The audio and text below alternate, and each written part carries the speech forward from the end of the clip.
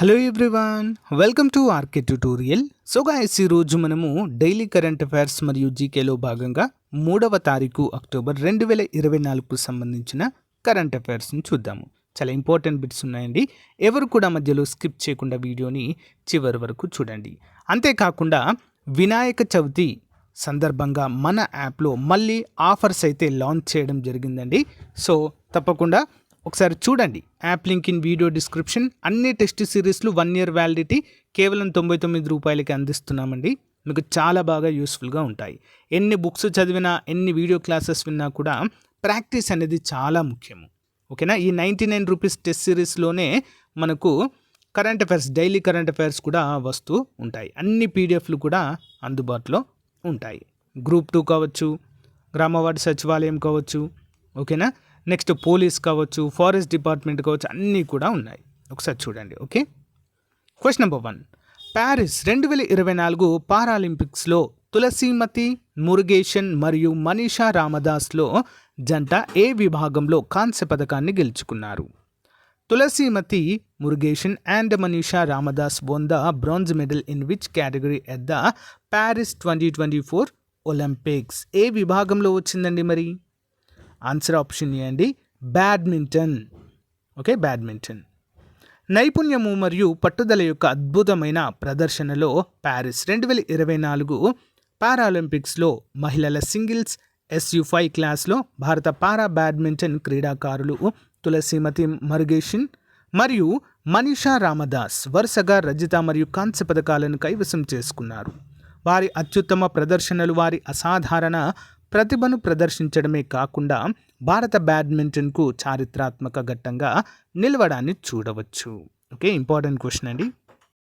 చూసినట్లయితే ఆంధ్రప్రదేశ్ రాష్ట్రంలో తీవ్ర వరదలకు కారణమైన బుడమేరు నది ఏ నదికి ఉపనదిగా ఉంది? Budameru river which caused several floods in Andhra Pradesh state is a ట్రిబ్యూనరీ of which river? ఏ నదికి ఉపనదిగా ఉందండి మరి? ఆప్షన్ సి, కృష్ణా నదికి ఉపనదిగా చెప్పుకోవచ్చండి. విజయవాడ ప్రాంతంలో తీవ్ర బీభత్సం అయితే సృష్టిస్తుందండి ఇది, ఈ యొక్క నదియే. వివరాలు చూద్దాం. బుడమేరు కృష్ణా జిల్లాలో ఒక నది. ఈ నది మైలవరం సమీపంలోని కొండలపై పుట్టి 160 కిలోమీటర్లు ప్రవహించి కొల్లేరు సరస్సులో కలుస్తుంది. ఆంధ్రప్రదేశ్లోని ఏకైక మంచినీటి సరస్సు అండి ఈ యొక్క కొల్లేరులో కలుస్తుంది. మరి ఈ నదిని విజయవాడ దుఃఖదాయినిగా పేర్కొంటారండి. విజయవాడకి దుఃఖదాయని అంటే వరదలు ఎక్కువగా సంభవిస్తాయండి ఈ నది వల్లే. మరి ఈ నది వరదలను నివారించడానికి వెలగలేరు గ్రామం వద్ద వెలగలేరు రెగ్యులేటర్ను నిర్మించారు. ఈ రెగ్యులేటర్ నుండి నిర్మించిన కాలువ బుడమేరు డైవర్షన్ ఛానల్గా పిలువబడుతుంది. బుడమేరు డైవర్షన్ ఛానల్ ద్వారా డాక్టర్ నార్ల తాతారావు తాప విద్యుత్ కేంద్రం వద్ద కృష్ణా నదిలో ఇది కలుస్తుంది. పోలవరం కుడి కాలువ ఈ రెగ్యులేటర్ వద్ద ముగిసి బుడమేరు డైవర్షన్ ఛానల్లో కలుస్తుంది. చాలా అంటే చాలా ప్రాముఖ్యత కలిగినటువంటి నది. అంతేకాకుండా మరి విజయవాడ దుఃఖదాయినిగా కూడా మరి వరదలకు కారణమవుతున్నటువంటి నది. Next one. ప్యారిస్ 2024 పారాలింపిక్స్లో పురుషుల సింగిల్స్ పారా బ్యాడ్మింటన్ విభాగంలో రజత పథకాన్ని గెలుచుకున్న భారత క్రీడాకారుని పేరు? Name of the Indian athlete who won a silver medal in men's single para badminton at Paris 2024 Olympics? Answer option D అండి, సుహాస్, లాలినా కేరే, యతిరాజ్. ఓకే, చూద్దాం. ప్యారిస్ 2024 పారాలింపిక్స్లో పురుషుల సింగిల్స్ SL4 విభాగంలో భారత badminton star Suhas, Lalinakere, Yathiraj రజత పథకాన్ని గెలుచుకోవడం ద్వారా తన అద్భుతమైన కెరీర్కు మరో ఘనతను జోడించారు. చారిత్రాత్మక స్టేట్ PRD కుబెర్టిన్లో జరిగిన ఈ మ్యాచ్లో సుహాస్ ప్రపంచ ఛాంపియన్ లూకాస్ మజూర్తో తలపడ్డారు. గట్టి పోటీని ఎదుర్కొన్నప్పటికీ సుహాస్ రజతంతో సరిపెట్టుకోవలసి వచ్చింది. కానీ అతని అసాధారణ ప్రదర్శన భారతదేశపు అగ్రశ్రేణి పారా అథ్లెట్లలో ఒకరిగా అతని స్థానాన్ని పటిష్టము చేసింది. Next one. ఇటీవల వార్తల్లో ఉన్న శీతల్ దేవి మరియు రాకేష్ కుమార్ ఈ క్రీడా అంశంలో కాంస్య పథకాన్ని సాధించారు. Recently in news Sheetal Devi and Rakesh Kumar achieved bronze medal in this sports category. ఏ విభాగంలో అండి? Option A, archery. చూద్దాం. సెప్టెంబర్ 2న జరిగిన పారాలింపిక్స్ 2024లో మిక్స్డ్ టీమ్ కాంపౌండ్ ఆర్చరీ పోటీలో భారత ద్వయం శీతల్ దేవి మరియు రాకేష్ కుమార్ కాంస్య పథకాన్ని సాధించారు. ఇటలీకి చెందిన ఎలియోనోరా సార్తి మరియు మాథియో బోనసీనాపై 156-155తో నెయిల్ బీటింగ్ అంటే ఈ యొక్క ఉత్కంఠమైన పోరులో విజయం సాధించడం అయితే జరిగింది.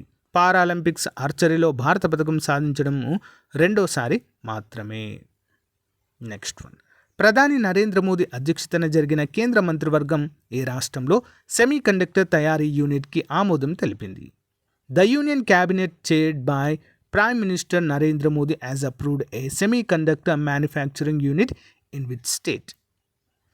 ఆన్సర్ వచ్చేసి ఆప్షన్ బి అండి. ఓకేనా, గుజరాత్. వివరాలు చూద్దాం.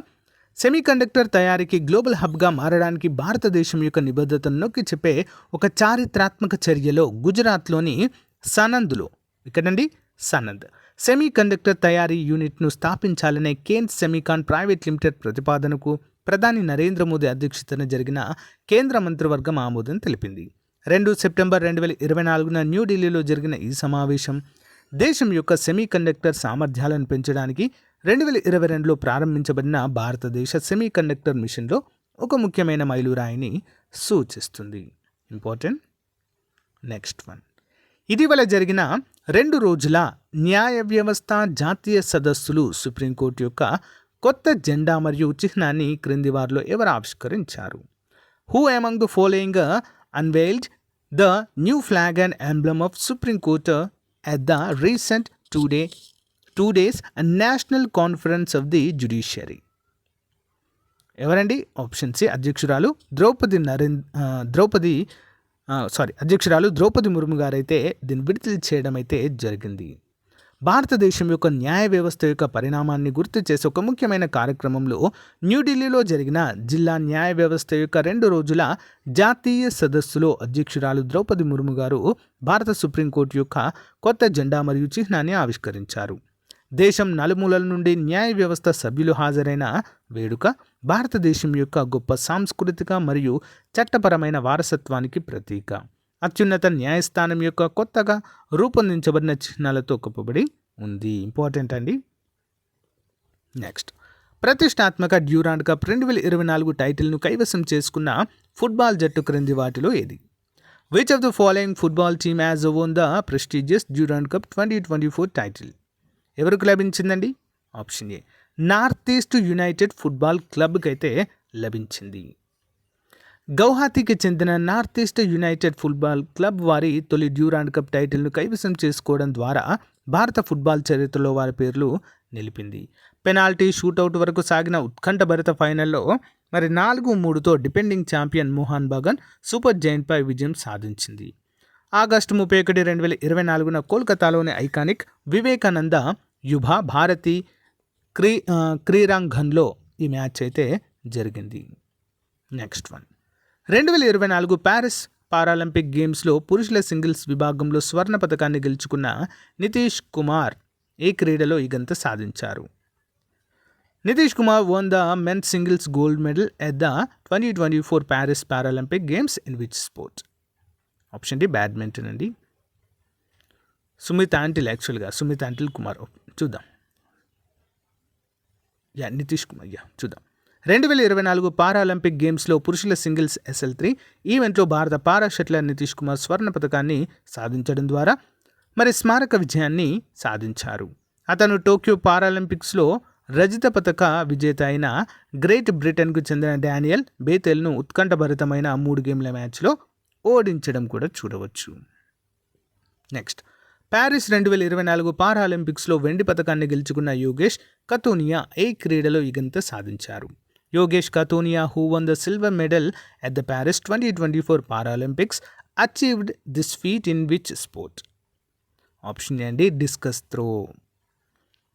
సెప్టెంబర్ 2న ప్యారిస్ 2024 పారాలింపిక్స్లో పురుషుల డిస్కస్ త్రో F56 ఈవెంట్లో భారత యోగేష్ కథోనియా వెండి పథకాన్ని గెలుచుకున్నారు. 27 ఏళ్ల భారత పారా అథ్లెట్ ఫైనల్లో తన సీజన్ బెస్ట్ త్రో 42.22 మీటర్లతో పథకాన్ని కైవసం చేసుకున్నారు. బ్రెజిల్కి చెందిన క్లాడిని బటిస్టా 46.86 మీటర్ల పారాలింపిక్ రికార్డుతో స్వర్ణం సాధించగా, గ్రీస్కు చెందిన కాన్స్టాంటినోస్ జౌనిస్ 41.32 మీటర్ల ప్రయత్నంతో పోడియంను పూర్తి చేశారు, అంటే కాంస్య పథకాన్ని. Okay, next. చనిపోయిన చేపలు పెద్ద ఎత్తున కొట్టుకురావడం కారణంగా ఇటీవల ఏ దేశంలో అత్యవసర పరిస్థితిని ప్రకటించారు? In which country has a state of emergency been declared recently due to a large scale influx of dead fish? ఏ దేశంలో అండి? Option C grace. గ్రీస్లోని ఓడరేవు నగరము వోలోస్లో నెల రోజుల పాటు అత్యవసర పరిస్థితిని ప్రకటించారు. ఎందుకంటే అసాధారణంగా పెద్ద సంఖ్యలో చనిపోయిన చేపలు పగాసెటిక్ గల్ఫ్లో కొట్టుకుపోయి నివాసితులు మరియు వ్యాపారులకు పెద్ద సమస్యను సృష్టిస్తున్నాయి. సంక్షోభానికి కారణం ఏంటి? గత ఏడాది తెస్సాలి ప్రాంతంలో తీవ్ర వరదలు రావడంతో చనిపోయిన చేపల సమస్య మొదలైంది. వరదల కారణంగా సమీపంలోని సరస్సు పొంగి పొర్లింది. ఫలితంగా సరస్సు నుండి మంచినీరు చేపలను సముద్రంలోనికి తీసుకెళ్లారు. అక్కడ వారు ఉప్పు నీటిలో జీవించలేకపోయారు. ఇది వారి మరణాలకు దారితీసినట్లుగా తెలుస్తుంది. Next one. పంటల కనీస మద్దతు ధర మరియు రైతుల సమస్యలు పరిష్కరించడానికి న్యాయస్థానం ఇటీవల నియమించిన 5 సభ్యులకు చైర్పర్సన్ ఎవరు? Who is the chairperson of the 5-member panel recently appointed by the court to resolve the issue of a minimum support price for crops and farmers? ఎవరున్నారండి దీనికి చైర్పర్సన్గా? Justice Nawab Singh. Important question అండి ఇది. పంటల కనీస మద్దతు ధరలకు చట్టబద్ధత సహా పలు డిమాండ్లతో శంభు సరిహద్దు వద్ద నిరవధిక నిరసనకు కొనసాగిస్తున్న రైతుల సమస్యను పరిష్కరించడానికి సర్వోన్నత న్యాయస్థానం సోమవారం ఉన్నత స్థాయి కమిటీని నియమించింది. 5 సభ్యుల కమిటీకి పంజాబ్, హర్యానా హైకోర్టు మాజీ న్యాయమూర్తి జస్టిస్ నవాబ్ సింగ్ చైర్పర్సన్గా వ్యవహరించనున్నారు. జస్టిస్ సూర్యకాంత్, జస్టిస్ ఉజ్జల్ బియన్తో కూడిన సుప్రీంకోర్టు ధర్మాసనం ఈ మేరకు ఆదేశాలు ఇచ్చింది. అత్యున్నత స్థాయి కమిటీ ఈ వారంలోనే సమావేశం కావాలని, రైతుల న్యాయబద్ధమైన సమస్యల పరిష్కారానికి ప్రయత్నించాలని సూచించింది. పంజాబ్, హర్యానా రాష్ట్రాల మధ్య శంభు సరిహద్దు వద్ద రహదారిపై అడ్డుగా పెట్టిన ట్రాక్టర్లు, ట్రాలీలను తక్షణమే తొలగించేలా రైతులను ఒప్పించాలని కూడా పేర్కొంది. Next one. కేంద్ర ప్రభుత్వం ఇటీవల ఏర్పాటు చేసిన 23వ లా కమిషన్ చైర్పర్సన్గా ఎవరుంటారు? సో ఇది కంప్లీట్ కాలేదు, నేను ఎడిట్ చేస్తాను ఇక్కడ. సో ఎవరుంటారంటే సుప్రీంకోర్టు యొక్క ప్రస్తుత న్యాయమూర్తి దీనికి లా కమిషన్ చైర్మన్గా ఉంటారండి. ఎవరండి? సుప్రీంకోర్టు ప్రస్తుత న్యాయమూర్తి అండి. ఓకేనా, వారి పేరు అయితే మెన్షన్ చేయలేదు, బట్ ఇలా అయితే మెన్షన్ చేయడం జరిగింది. చూద్దాం. కేంద్ర ప్రభుత్వం 23వ లా కమిషన్ ఏర్పాటు చేసింది. 3 ఏళ్ల పాటు కొనసాగే కమిషన్లో సుప్రీంకోర్టు ప్రస్తుత న్యాయమూర్తి చైర్పర్సన్గా, హైకోర్టు ప్రస్తుత న్యాయమూర్తులు సభ్యులుగా ఉంటారు. ఈ మేరకు సోమవారం రాత్రి కేంద్ర ప్రభుత్వం గెజిట్ నోటిఫికేషన్ విడుదల చేసింది. ఈ కమిషన్లో చైర్పర్సన్ మరో 4 సభ్యులు ఉంటారు. 22వ లా కమిషన్ కాల వ్యవధి ఆగస్టు 31తో ముగిసింది. సో గైస్, అడిషనల్ క్వశ్చన్స్ అయితే చూసేద్దాం ఇప్పుడు. Question number 1. ఇటీవల గ్లోబల్ ఫిన్టెక్ ఫెస్ట్ 2024 ఎక్కడ జరిగింది? Recently where was the global fintech pest 2024 held? ఎక్కడ జరిగిందండి? ముంబై. ఆప్షన్ బి, ముంబైలో జరిగింది. Next one. ఇటీవల అనుభవజ్ఞులు మరియు వారి కుటుంబాలకు మద్దతుగా ఏ సాయుధ దళం ప్రాజెక్ట్ నమన్ను ప్రారంభించింది? Recently which armed force has launched project Naman to support veteran and their families? Answer option B అండి, ఇండియన్ ఆర్మీ ప్రారంభించడము జరిగింది. ఇటీవల ఏ భారతీయ నౌకాదళ నౌక స్పానిష్ షిప్ అటాలాయాతో మ్యారిటైమ్ పార్ట్నర్ ఎక్సర్సైజ్లో పాల్గొంది? Which Indian naval ship recently participated a maritime partner exercise MPE with a Spanish ship Atalaya? Answer option C, INS Tabar అండి. INS Tabar, option C. వినూత్న హాలిడే హిస్ట్ ప్రచారానికి ఇటీవల ఏ రాష్ట్ర పర్యాటక రంగము PATA అంటే పాట గోల్డ్ అవార్డు 2024ను గెలుచుకుంది? Which state tourism recently won the PATA gold award 2024 for innovative holiday heist campaign? Answer option C అండి, కేరళ. నెక్స్ట్. మోనా అగర్వాల్ ఇటీవల 2024 ప్యారిస్ పారాలింపిక్స్లో ఏ ఈవెంట్లో కాంస్య పథకాన్ని గెలుచుకుంది? Mona Agarwal recently won a bronze medal in which event at the 2024 Paris Paralympics? Answer option C, shooting అండి. So guys, ఇది రోజుకు సంబంధించిన ముఖ్యమైన కరెంట్ అఫైర్స్. మీకు నచ్చితే లైక్ చేయండి, తప్పకుండా మీ ఫ్రెండ్స్తో షేర్ చేయండి. Thank you.